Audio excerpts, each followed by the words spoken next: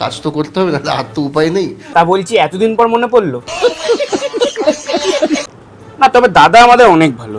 তো সুতরাং চেষ্টা করছি কিভাবে কি সিনেমা আগামী দিনে বেকার বেকার চাটতে গেল। হ্যালো সাবস্ক্রাইবার, আই হোপ কি তোমরা ভালো আছো, আমিও আছি ভালো। আজকের ভিডিও শুরু করা যাক, চলো। আগামী 24 ঘন্টার মধ্যে পশ্চিমবঙ্গ এবং সেন্সেশন আমাদেরকে দিয়ে দে, আমরা অখণ্ড বাংলাদেশ তৈরি করব। বাপের কড়াটা ফোল্ড করে গাড়ে বুঝে না, বুঝছো মাংমানি। আর তা যদি না হয় তোর দেশে সবচেয়ে সুন্দর সুন্দর কোচিনারি আমাদের জন্য পাঠিয়ে দে। আর তাও যদি না হয় আগামী 48 ঘন্টার মধ্যে বাংলাদেশের সীমানা 3000 বর্গমাইল বাড়া দে, না হলে ছাড় করবো পুরো দেশকে। চোখে কালো কাপড় বেঁধে প্রতি গরমে সীসা ঢেলে কালো কুত্তার বান্টু চোচানো উচিত তোদের মতো খান কিরি পোলাদের।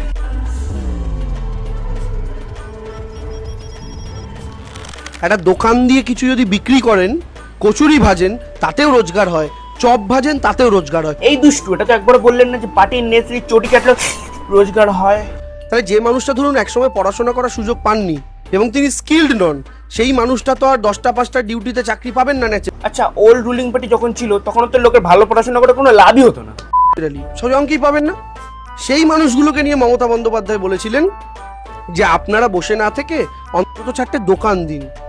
একটা দোকান দিয়ে কিছু যদি বিক্রি করেন, কচুরি ভাজেন তাতেও রোজগার হয়, চপ ভাজেন তাতেও রোজগার হয়। লেওড়াগুলো এখন নিজের রোজগারের কথা ভাবতে পারছে না যে কি করে নিজেরা রোজগার করবে, কারণ কি রুলিং পার্টি তো ওল্ড রুলিং পার্টি টাটা হয়ে গেছে ভাই, নিজেরটা পাও এখন।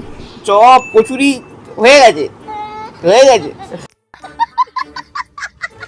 আমরাও আন্ডারগ্রাউন্ডে চলে গেলাম আর এলাকার কিছু টুকায় ছেলে পেলেও নেতা হয়ে গেল। বিষয়টা কেমন হাস্যকর না? আজকাল সোশ্যাল মিডিয়া খুললে বোঝাই যায় যে 90% জোকার বাংলাদেশেই পাওয়া যায়।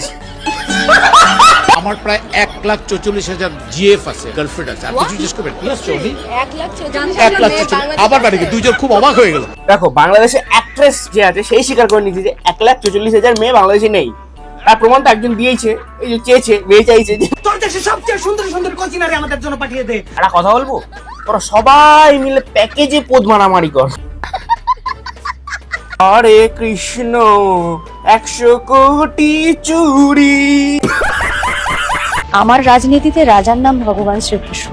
সিস্টেমটা বেশ ভালো। পয়সা কামানোর আগে ভগবানের দর্শন করে, পুজো করে, পয়সা কামানোর পর মানে চুরি ধরা পড়ে গেলে তখনও ভগবানকে টেনে আনে। আরে ভগবান বলেছে নিউট্রাল থাকতে চায়, তাই বলে সেটা পাবলিক সিরিয়াস নিয়ে নিচ্ছে। আমি জানি কারোর কোনো মানুষের উপরে এই বিচারদণ্ড থাকে না। পাবলিকে চটি পাতলা হয়ে যায় টাকা কামাতে, সেই টাকা মেরে কেউ যখন 100 কোটির মালিক হয় তখন তার মুখে অনেক ভাষণ, অনেক বাতালাই আসে, তাই না ম্যাম?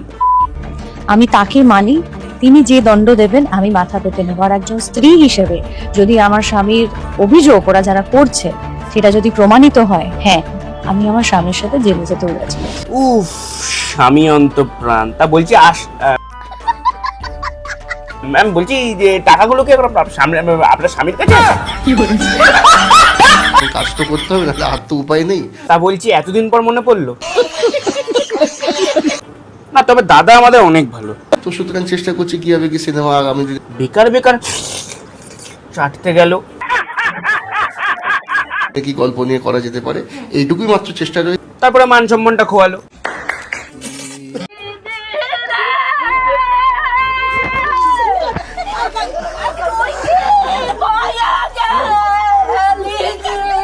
বাংলা সিরিয়াল মানে আস্তে আস্তে বন্ধ হয়ে যায়, মানে লোকে সোশ্যাল মিডিয়া লাইভ ড্রামা দেখি। অভিষেককে তো আমি আমার লিডার হিসেবে আলাদা করে এমপিও তো দেখি। অভিষেক একটু বেশি পেছন থেকে কাজ করে তো। তাই? সিরিয়াসলি? ও মা, সিরিয়াসলি? হেভি মজা বলো। চলো ভাই লোক, ভিডিওটা এখানে শেষ করছি। ভিডিও টোটালি এন্টারটেইনমেন্টের জন্য বানানো হয়েছে। কোন পার্টটা ভালো লাগলো কমেন্টে জানাবে। আর এরকম ভিডিও আবার দেখতে চাইলে আমাকে সাবস্ক্রাইব করে দাও, তাহলে আরো সুন্দর সুন্দর দেখতে পাবে। আর এটা টোটালি এন্টারটেইনমেন্টের জন্য বানানো হয়েছে। চলো, টাটা।